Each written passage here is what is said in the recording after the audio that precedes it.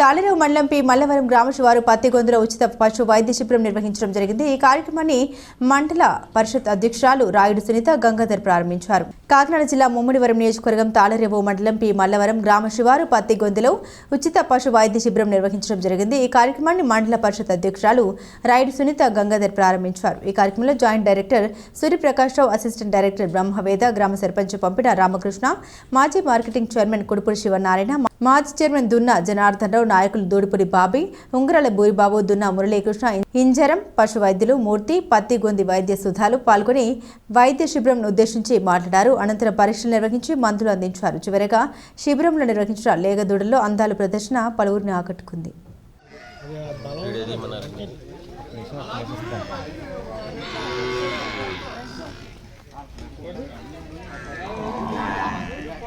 ఎంత వేయాలండి?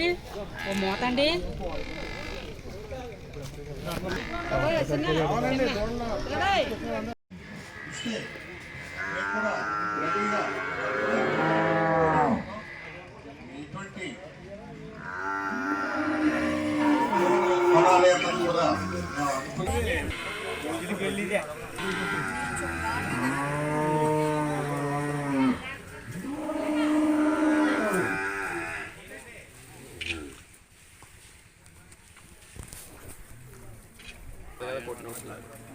అలాగైతేనే వస్తుంది బెదిరిపోయి వాళ్ళకి బోల్డ్ మామూలు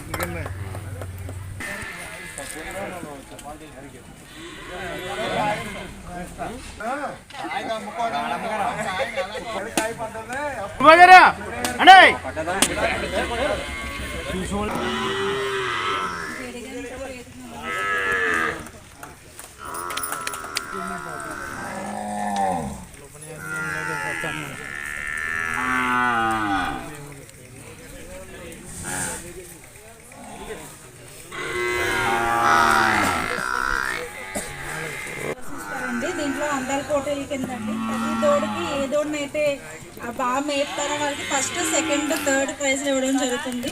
అదే వచ్చిన దోడులందరికీ కూడా ప్రైజ్లు ఇవ్వడం జరుగుతుందండి. ఈ పశు ఆరోగ్య శిబిరాల యొక్క ముఖ్య ఉద్దేశం ఏంటంటే, మనం గత కొన్ని సంవత్సరాలుగా ప్రతి పశువుకి కూడా నట్టల నివారణ మందులు వేసుకోవాలని అందరికీ చెప్పడం జరుగుతుంది. అయితే మన హాస్పిటల్ దగ్గరలో ఉన్న వాళ్ళైతే ఖచ్చితంగా వేసుకుంటున్నారు, కానీ మన దూరాలంటే హామ్లెట్స్ అంటారు కదండి, ఆ గ్రామాల్లో ఉన్న వాళ్ళకి ఇంకా దూడలకు వేసుకుంటున్నారు, కానీ ఆవులకి, గేదెలకి, పెద్దవాటికి వేసుకోవడం లేదు.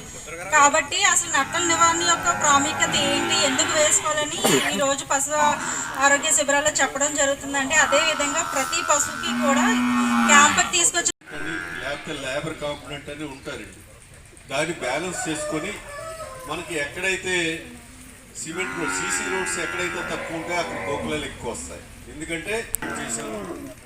సో మిగతావి కూడా అప్లికేషన్స్ మన దగ్గర మరొక 300 అప్లికేషన్స్ ఉన్నాయంటే 1850 అప్లికేషన్ సబ్మిట్ చేయగా ఇంకా 350 వరకు అప్లికేషన్స్ మన దగ్గర ఉన్నాయి. అవి కూడా త్వరలోనే మనం కంప్లీట్ చేస్తాం.